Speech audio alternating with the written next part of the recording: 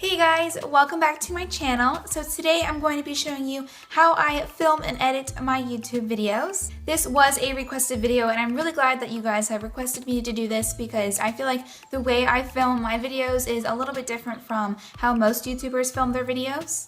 Real quickly, I do want to mention that I'm probably going to start posting my videos on Sunday just because with school starting up, my time has been really hectic and I don't have enough time during the week to film. So if I'm able to film on Friday, edit it, and then put it up on Sunday, that would probably just be more ideal for me. I don't know if I'll keep that schedule throughout like the rest of my YouTube kind of like stuff. But for now, Sunday is just the most ideal for me. I do like posting on Fridays, but because I go to school now throughout the week and I work at a job, it's just a little bit hard to post on Fridays. So this will be the last video that you see on Fridays. I will from now on be posting on Sundays until further notice. I do have quite a bit to talk about, so I guess we'll just go ahead and get into it. So to start off, the basic thing you need for a YouTube video is a camera, and I actually have filmed on two things so far. When I first started my YouTube channel back in I'm going to say January, February of 2016, I tried filming with this camera right here. This is the Sony CyberShot and it is just like a basic point and shoot camera. This isn't bad at taking photos. This is actually pretty good at taking photos, but to film videos, this doesn't really work the best because it films in a square instead of a rectangle. Since this does film in a square, when you post it on YouTube, the size of the video shows like two black lines, and that's not really ideal and it doesn't give you the best quality. Rather than filming with a kind of like rectangular view. Don't know if that makes any sense. I'm not sure if this video was filmed with this camera. I think it was, but if you go back to like one of my first videos, it's the Get Ready With Me work edition kind of video, and it should be filmed with a square, and you'll see what I mean by like these sides showing up as black and it's just the middle. The second thing that I started filming with, which is what I'm actually filming on now, is my iPhone 5S. When I first started using my phone, I used the front camera, and you could use that, but it's not going to give you the best quality. What was good about doing that was that you're able to see yourself and to make sure that you're in view and that you're in focus. But with filming with the front camera, and this is with all of the phones, it is a lesser quality than the one that you'd be filming with on the back of your phone. I think the one that I have on the front was like 480 or 720. It wasn't very good. It was very grainy and you couldn't really see me in focus very well, but it did do the job, especially if you had pretty good lighting. What you see me filming on now is the back camera, which is like 1080p. To check to see if it is 1080 or 480 in the front and back, just go through your settings and go to camera, and it should be able to tell you whether or not you're filming in a certain quality. I think you can change it. I'd have it on the highest quality. As the iPhones get newer and newer, the quality does get better and better. So if you have a 6 or a 7, your quality is going to be amazing. I can promise you that. Obviously, I don't have a really high quality camera. I do in the future want to get one, but right now it's just like the right time. But honestly, I'm doing pretty well with what I have now. I've gotten plenty of comments saying that my quality is really great, and people are shocked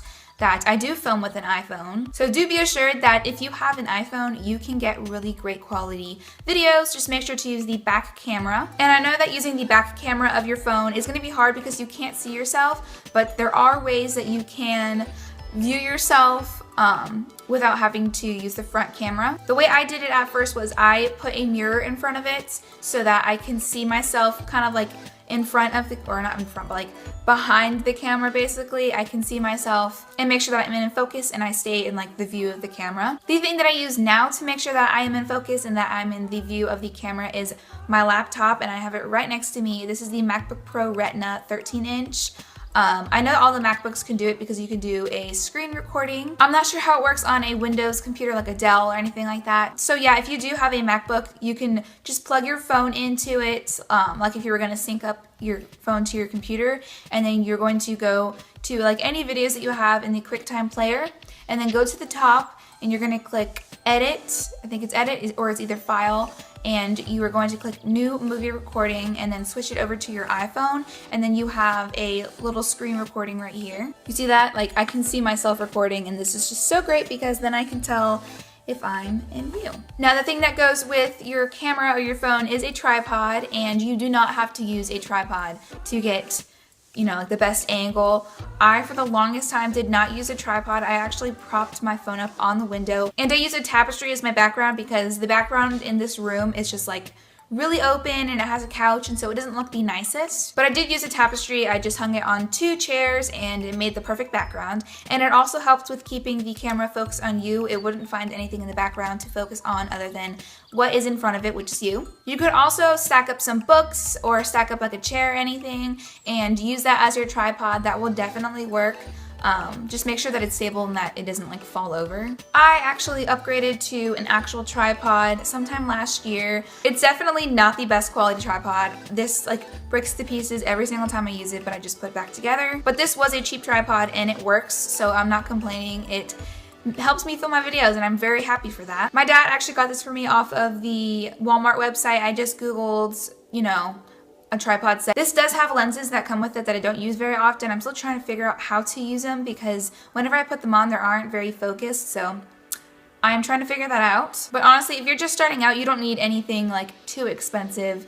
You just need a cheap tripod and your phone, or like a point and shoot camera that I had. The next thing you need to make a video is lighting, and the best lighting that you could get is with natural lighting. I definitely think that you don't need any professional lighting to get good quality videos. I am filming with a ring light right now. Where I live, the weather is really bipolar, so like one day it'll be really sunny and then the next day it'll be really cloudy. And especially during the winter here, it is always really cloudy, and I really wanted to have nice quality videos, so I did get a ring light for Christmas. If you're filming with natural light, just find the brightest room or use like a big window to film your videos.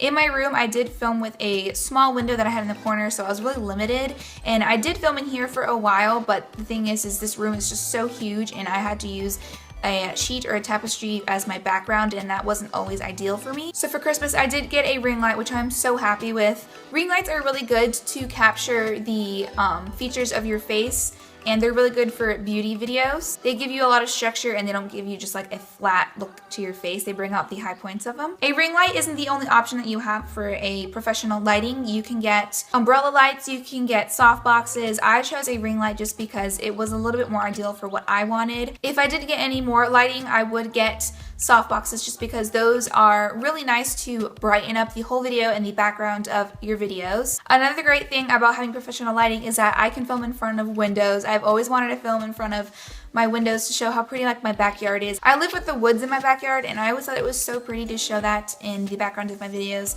So now that I have a ring light, I can do that. But by all means, you do not need professional lighting to get great quality videos. I definitely think that you do need good lighting to get better quality videos, because when you have better lighting, it brings out more of the features and it helps with the camera itself. I know that whenever I film in darker lighting with my phone, it is more grainy than it is with better lighting, if that makes sense. As for setup, I kind of just film wherever I feel like it. Like sometimes I'll film in my room, I'll film in different areas, or I'll film in this big kind of like office that me and my sister share. But honestly, I just change up my setting or like my setup however I feel I want the video to be. If it's more of like a beauty video, I will be closer up to the camera, or if it's just like a talking video, I'll be farther back, more like just chill, nothing too extravagant going on behind me. As for editing, I use the software iMovie. On my phone, I do have the iMovie app. I think on all of the iPhones, you get the iMovie app. It comes free with your phone, so that is really great because it's an amazing software to start editing your videos on. Once I did get a Mac computer, I started uploading my videos to my computer, and I started using the iMovie that was on that. I will say that the iMovie on the phone and the iMovie on the MacBook are different. The iMovie on the phone is a little bit more limited compared to the one on the computer. But I do think that the iMovie on the phone is really great and simple, and it is pretty easy to use. I'm not going to go too much into detail on how I edit my videos because that's kind of like how I do my things. I don't want to teach you guys how exactly I do things because then it wouldn't be original for you guys. Honestly, all you do is just cut your clips what you need, and you put them together into, you know, a little video. You have your jump cuts, and then you can add your transitions in. It's all in iMovie. If you would like a specific video on how to use iMovie, I can do that, but I'm not going to show you guys exactly like how I edit my videos because honestly, it's not really like detailed. I don't do too much. I don't have like really special effects. iMovie is a little bit more simple than Final Cut Pro, which is really expensive. I would love to have that in the future, but it is so expensive. I'm not going to spend over $200 on an editor just yet. I would rather get a camera before I get the editor. How I edit my thumbnails, I'll give you guys like a little talk through how I edit it. I do use the website Canva. I will have it linked down below. It is really easy to use and you can get so many different thumbnails off of that. So basically what you're going to do is you're going to go to canva.com, and once you go there you're going to create an account. It's free if you just do like the basic account. Then you're going to create a design, and if you go all the way down to the social media and email headers, it's going to show you all the different things that you can do. And then they actually have an option for YouTube thumbnail, and it has the dimensions, so that's really great for when you're creating a thumbnail, because sometimes when you create thumbnails and they're too big, they won't completely show everything, or they will be too small and they'll have the black on the side, which I don't really like. And then once you go into the YouTube thumbnail, it's going to bring you to a new kind of like window, and it shows you all the pre-made thumbnails that you could use. Not all of them are free, but a lot of them are. And if you scroll down all the way to the bottom, it does give you just like layouts of what you can do, and you can make your own kind of thumbnail.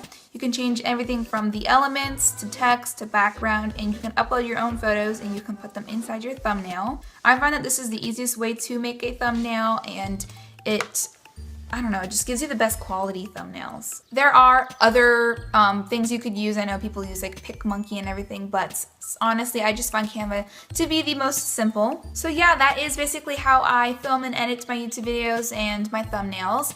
I hope you guys found this video informative, and I hope this helps you guys with your videos. Like I said before, you do not need expensive equipment to make really good videos. All you need is yourself and your great personality. You can use a phone or a point and shoot camera, whatever you have at home, and some windows, and you'll have really great videos. I myself haven't been on YouTube that long, but I do think that I know quite a bit about filming and editing and how to get the best out of what you use. If you do have any questions, please leave them down below. I would love to answer them and help you guys kind of like improve your channel. And if you have any advice for me, I would love to hear it, and maybe it will help me improve my channel as well. Once again, thank you for watching this video, and I hope you guys have an amazing day. Please like and subscribe, and I will see you in the next one.